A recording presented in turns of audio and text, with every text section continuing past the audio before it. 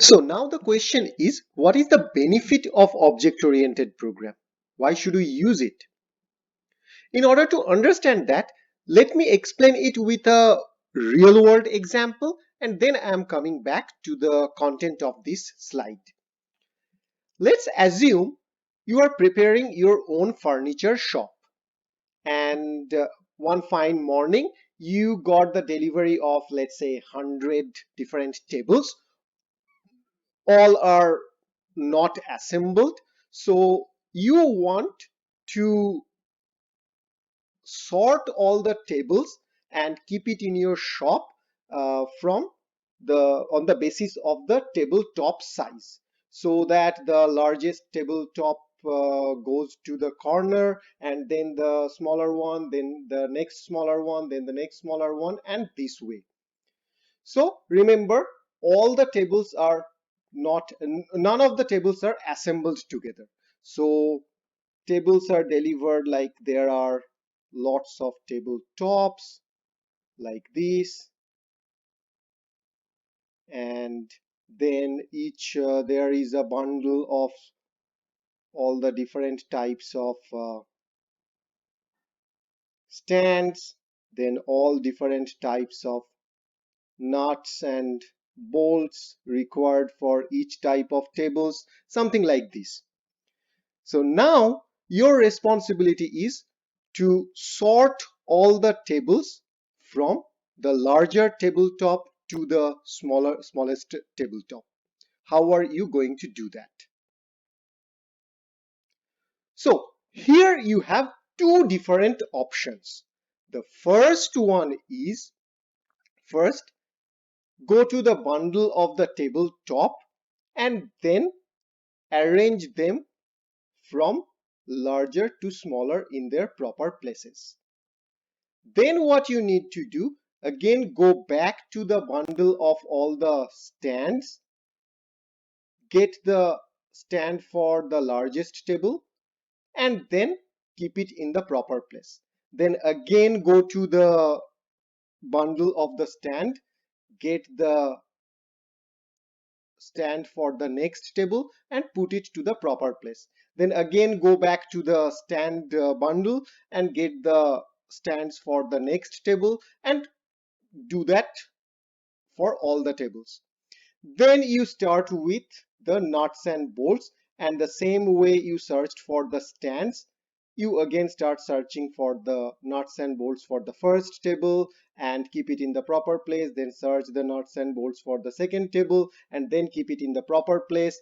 And after all the tabletops, stands, nuts and bolts are placed in the proper place, then you will start assembling all the tables.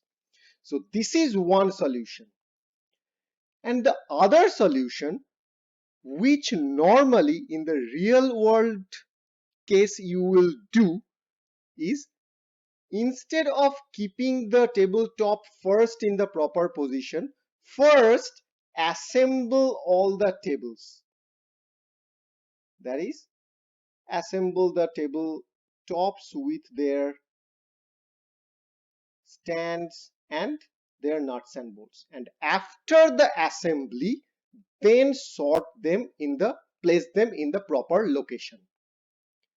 So which one do you prefer? The first one, where you need to go back and forth every time to the bundle and put it in the proper place, or the second one, first assemble it and then sort each table one after another?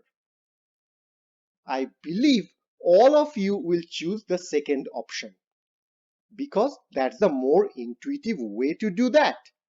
And that's exactly what an object-oriented concept. What you did is, all these tables has different types of assets, like a tabletop, stand, and nuts and bolts. All of them are assets. Then you combined all the assets together to form the object that is table. And after combining all these things in one object, then you just sort all the tables. So that is the concept of object-oriented program. First assemble it and then sort it, or then do the operations. So now let us see the example in this slide. Let me delete this entire example just to make the slide clear.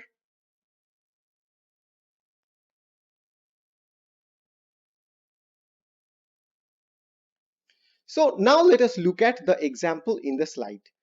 What it is doing is, here, just like the table, you have to sort, let's say 100K, like 100,000 different persons on the basis of their national ID. You have to sort them on the basis of their national ID.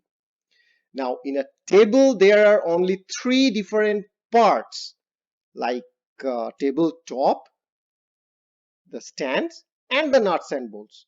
So even if you go for the non-object oriented way, that is the first solution, then you may not have much problem, because there are small number of assets or small number of attributes or small number of data items inside for each of the table. Now let's say a person in a country may have 1,000 or 10,000 different identification properties, and at that time, if you just follow the if you want to sort them differently, that first sort them based on national ID, then map the names, then map the blood groups, then map the height, weight, and everything, then that will be a complete mess. And there will be, I am not saying it is not possible, but it is definitely not the most efficient way. Rather, the best way to do that, first, create a person object out of all their 1,000 or 10,000 identification properties, and then just sort each of the person based on their national ID. And that is it. So that's how you have to think of when you will learn about when you will start working with the object oriented programming. And that is much more closer to the real world thinking or the real world examples.